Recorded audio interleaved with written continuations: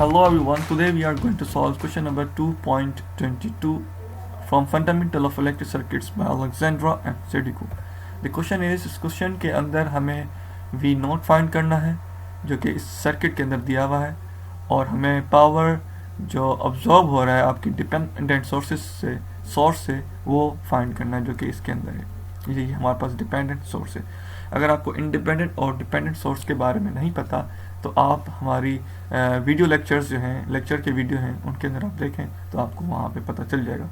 जो बहरहाल यहाँ पर जितने भी सॉल्व हमने अभी तक सर्किट सॉल्व किए हैं उनके अंदर या तो KVL का यूज़ हुआ है या फिर KCL का।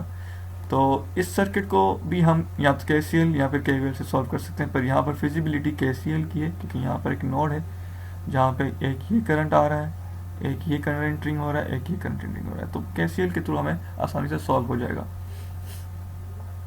यहाँ पर देखें कि एक लूप बन रहा है जो कि यहाँ पर ये आ रहा है जिसको हमने क्लॉकवाइज लिया है। तो इस लूप के अंदर करंट कॉमन रहता है। हमें पता है जब ये रजिस्टर और ये रजिस्टर दोनों 10 ओम के रजिस्टर सेम है, सीरीज में लगे हुए हैं, तो सेम करंट यहाँ पे फ्लो करेगा। तो फिलहाल हमने यहाँ पे जो करंट फ्लो हो रहा है इसको हम आई नोट का नाम दिया है, जो कि आई नोट है इजिकल्स टू, हमारे पास पता है कि वी नोट अपॉन 10 ओम। देखिए यहाँ पर जो इसके क्रॉस करंट होगा हमें पता है वो इसके क्रॉस भी होगा क्योंकि सीरीज में लगे हुए, सीरीज में करंट सेम होता है। तो KCL का असल में मकसद क्या है, डेफिनेशन ये है कि सम ऑफ ऑल करंट्स जो कि एंटरिंग और लीविंग का हो इजिकल्स टू 0। तो आपके ऊपर होता है। इसके अंदर एक और चीज़ देखी जाती है कि या तो आप एंटरिंग करंट को पॉजिटिव लें या फिर नेगेटिव लें। अगर एंटरिंग करंट नेगेटिव ले रहे हैं तो आप लीविंग करंट पॉजिटिव लें, यानी कि एंटी हो उसके, तभी वो उसका सम इजिकल्स टू 0 हो सकता है।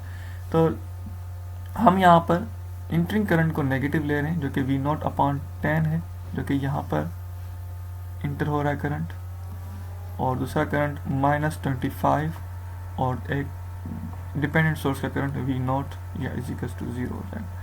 जब हम इन दो को सॉल्व करेंगे तो हमारे पास आ जाएगा -21 V naught upon 10 equals to 25, और जब वी नोट इजिकल्स टू दोनों को सॉल्व करेंगे तो हमारे पास आएगा 2.1 वी नॉट इजिकल्स टू 25, और जब ये मल्टीप्लाई होगा तो यहाँ डिवाइड हो जाएगा तो वी नॉट हमारे पास आ जाता है -11.90 volt.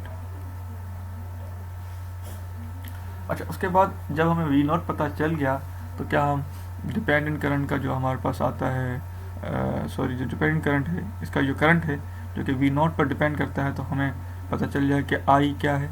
I is equals to 2 V naught, then I is equals to हमारे पास डिपेंडेंट सोर्स का जो करंट है वो हमारे पास आ जाता है 2 minus 11.90, then I naught is equals to हमारे पास आ जाता है -23.81 एम्पियर।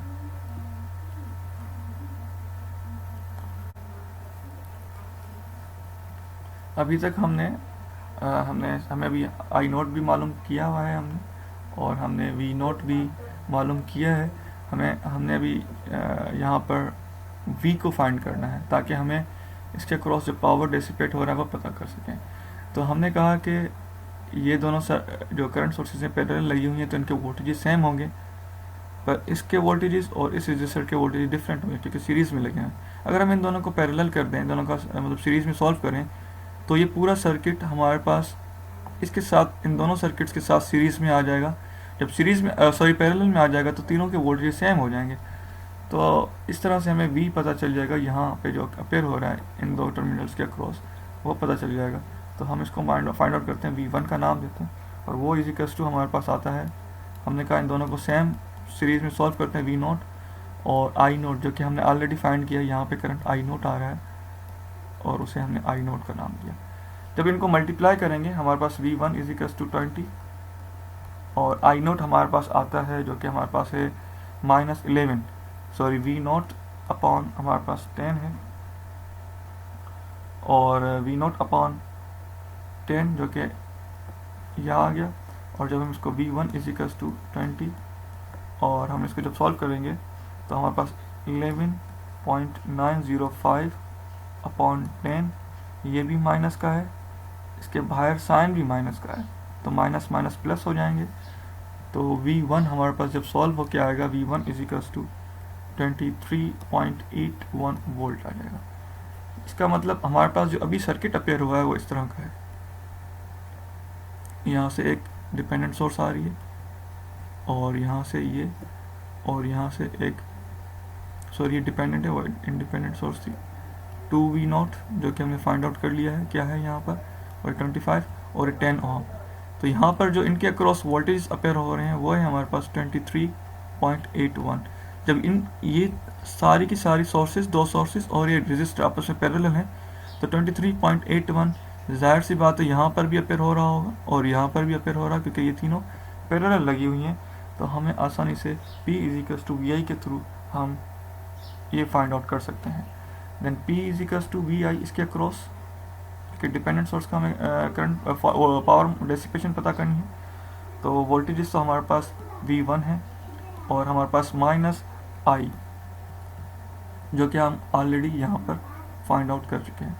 देन हमने P is equals to V0 हमारे पास आ जाता है 23.8 और उसके साथ साथ हम माइनस, तो आपका I का आ गया और उसके साथ साथ आपके पास जो I0 हमने फाइंड आउट किया था वो आ जाएगा हमारे पास -23.81।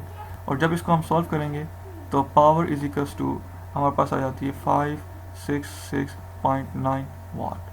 होपफुली आपको ये सवाल समझ आ गया होगा, और अगर क्वेश्चन हो कोई आपके माइंड में तो आप ज़रूर पूछें कमेंट करके। Bundle of thanks for watching.